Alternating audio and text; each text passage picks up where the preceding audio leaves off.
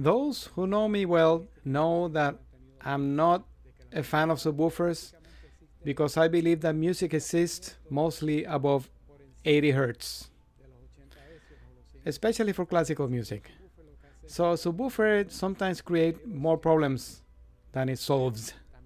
But also we know that like in the super tweeters, there's something beyond the boundaries, above or beyond. Maybe a double bass only goes down to 30 hertz, but that doesn't mean that there's no information down there. It could be subtleties like a foot stepping on the stage or a herd of elephants coming in the distance. Hello, my dear friends. I hope that 2021 is treating you very well, that you have health, happiness, and peace, but that you're getting goosebumps listening to great music. Today, I want to show you the new subwoofer by the Aperionaudio company. The model is Bravus 2 12D. That's a nomenclature for the size of the woofer. And the Class D amplifier is rated at 650 watts. The configuration is of 3 drivers, one facing down and the other 2 are passive. The circuit design is very simple and easy to operate. You only have a level control and a frequency control. You have to understand that these subwoofers are made mostly for the home theater, and so they have a specific entrance input for LFE, which you can control from your receiver or your digital processor. If you're going to use DSP with your receiver, then you can control it from there. Now, if you want to use it in a 2-channel system without DSP, then it's very simple just to adjust the level and the crossover points. And if you use something like a room equalization wizard, which is what I use, then with the microphone you can set the subwoofer levels very easy. Much simpler than with my expensive SVS, which is very good and I have a lot of adjustments, but every time you have to change something, you have to get back there and push buttons and, it's a lot of work. It's a great subwoofer, very powerful, flexible, but I prefer something simple, like on this subwoofer. Of course, I also have a Velodyne, which has a similar functioning. It has a level and also a frequency range control. But the Velodyne sounds a little bit colored to me. It's way too easy to identify it in a room. I don't know what it is. Doesn't matter the frequency. Even if you use it below 80, it's a little bit boomy or colored. It imposes itself too much. This one, I was surprised because I was expecting the same thing. Coloration with 3 transducers. But it's incredible how neutral and moderate in its behavior. You can hear the melody, but you don't really hear the subwoofer. The integration is very good, especially with the Verus 3 grand bookshelves. Great synergy. And even using it at above 100 hertz, it integrates really well, but of course I'm using it in between the speakers and that makes it easier. If I had it in another place in the room, then you will be able to locate it. With some records that I'm going to show you, the sound was very interesting. Brazilian mobile fidelity. It's acoustical, but also has lots of energy, has bass, percussion. But the bass of the subwoofer doesn't get in the way. It doesn't want to be a protagonist. It's a very balanced sound. Doesn't call to itself. I have said it before. These speakers are pretty neutral. They're open sounding. I will leave it in the description for the review of the Bravus speakers. They do have a little bit of detail compared to other speakers, but we have to remember that these are also geared towards home theater. Transparency and dynamic range are paramount. You can buy a whole set from Aperion for a pretty good price. Right now, they have this subwoofer on sale for $829.17 from $1,000. And with these speakers, you can get a very nice system for less than $2,000. A very nice set, beautifully made, well constructed, and one of the only speakers that I like with the covers on. They're great designs, beautiful wood, and exceptional sound quality for the price.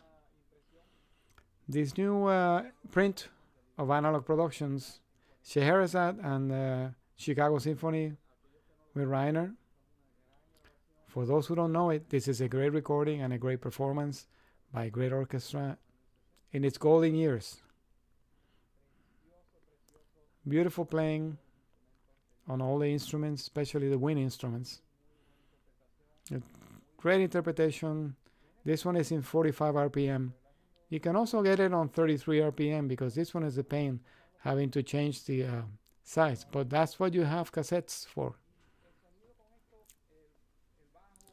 The sound, the bass drum, the trombones, very realistic, and these monitors are so small that they disappear. It's a great feeling. You can feel the soundstage very wide and a lot of open space.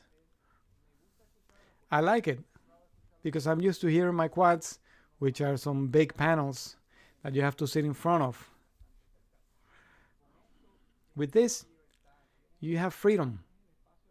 You have a lot of open space in front of you, and it's very gratifying to hear music on them. Another great recording, orchestral recording from Analog Productions is Mussorgsky, Pictures of an Exhibition. Also with Chicago Symphony and Reiner. 45 RPM.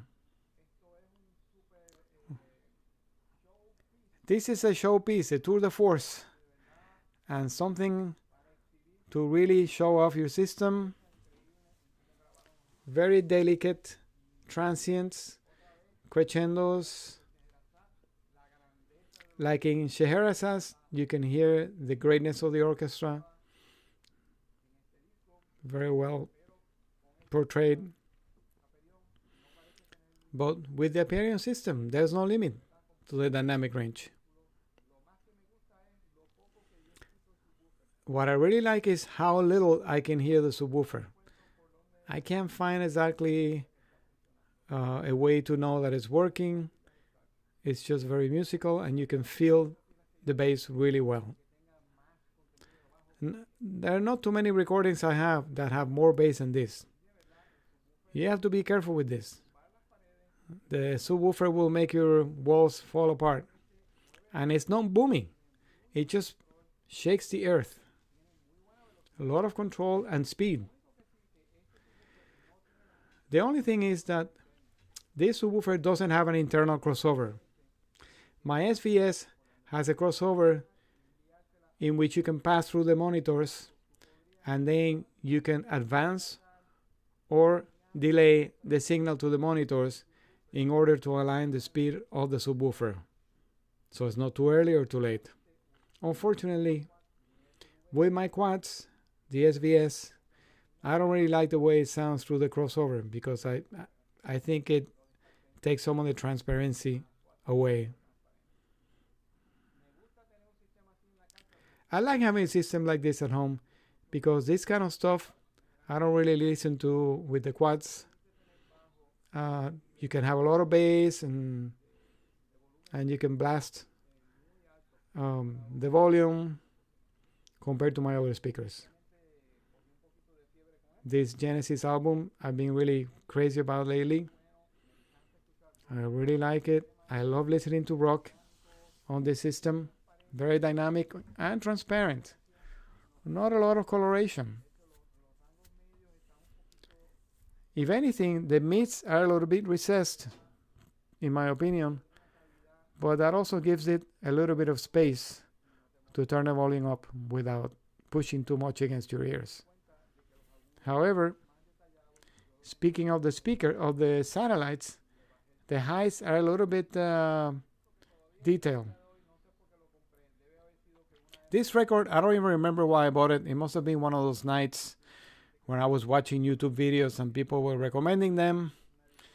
And it's MoFi and it's supposed to be a very limited edition.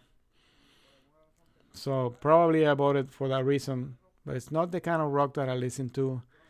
In my opinion, it sounds like grunge, kind of like Nirvana. I'm sure I'm wrong, completely wrong, because I don't know this kind of music. But it's a good recording. It's not fantastic. It's not the best recording I've heard. But lots of energy, lots of drive. Very good with this system. And here's Saint-Saëns Organ Symphony number 3, which a lot of people know, but they only know the last movement. The big organ chord in C major. But what a lot of people don't know, for those who haven't heard the whole thing, is that the second movement, or actually the third movement, the Adagio, it has a carpet of bass underneath the melody. And it goes really low. But with this system, the orchestra was never obstructed by the subwoofer. It's very uniform sounding. I don't know if it has to do with those 3 drivers working in unison and more balanced. But it's not a super high-tech design. I mean, compared to some companies like SVS and Rhythmic and other people who specialize. But what we want is to listen to music, whatever it takes. But to sound good is none of my business. Great bass here also, Patricia Barber. I have to just make sure I say this. I have the subwoofer on top of the carpet. So it may be a little bit of overdamped. I should try putting it on some tile or a wood surface to see what it sounds like, because I may be getting so much damping. If you put this on a wood floor, the sound will probably be different.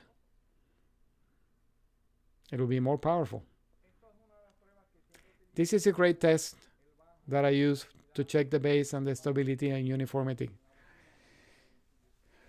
In a speaker or subwoofer, I also use it to adjust it. The song Doing It Right, that has 3 notes on the bass. I can't remember if it's a B, a C, and a low A, an octave below.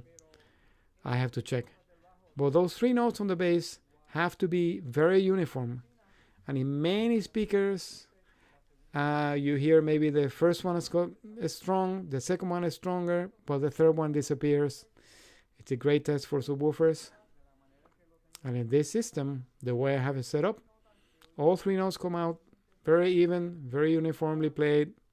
The low octave, it's got a lot of strength, the same force as the first one. I think it's a good test, and it passes. You can also use this record to try headphones and headphone amplifiers. You have to make sure that everything sounds even on those bass notes. Do I recommend this subwoofer? Yes, I do. But you have to know exactly what you want it for. I would check also the smaller versions if you want. If you want to save some money or you don't need such a big subwoofer. And also you can use it in a subwoofer swarm, in which you can have 4 or 5 subwoofers in a room, and that way you can control the resonance, the notes, and the standing waves. If you're going to be in a place where you're not going to bother too many people, like in an apartment, then I recommend you get the big one, because the earth shakes when the music demands it. So, to conclude, I really enjoy listening to this, but you have to keep in mind that it's mostly for home theater, And also you can check the smaller models if you want for a 2-channel system. But you have brute force. In addition to brute force, you have refinement. I didn't expect this level of refinement for something at this price level.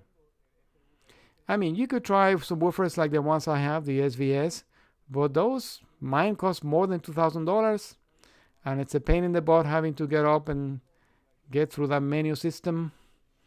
It's really too much work. It's okay if you have a way to measure it and you want to do it just once.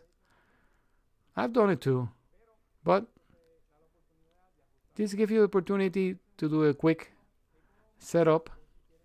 It's economical. If you want to do the swarm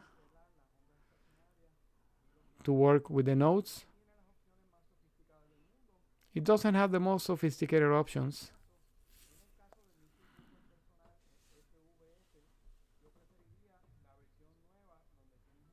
In the case of my SVS, I would prefer the new version, which has an app from which you can control all the settings, which is more practical, but then it costs 3 times more than this. If you get a smaller model, you're still going to save money. It'll have similar specifications.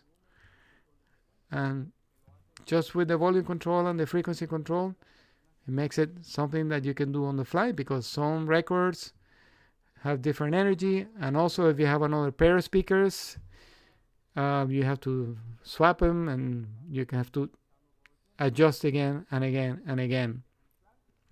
Great construction.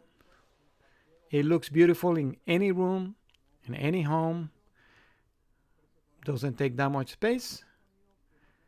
A very smooth sound, very low coloration, and it could create an earthquake in your home. Thank you, Aperion, for letting me try this subwoofer. I enjoyed it. It's a great combination of power and neutrality. A movie system with this would be spectacular. If you like this program, please like and share, subscribe, and help us. I also forgot to add that the subwoofer has high level inputs, which some people prefer. I wanted to make sure that you knew that I discussed that you can use high level inputs also if you prefer it. Highly recommended the Bravus 12D. Great home theater system, but also very good for music. Easy to use. Anybody can use it. You don't even have to be a NASA scientist. Let's see what the goosebump meter says.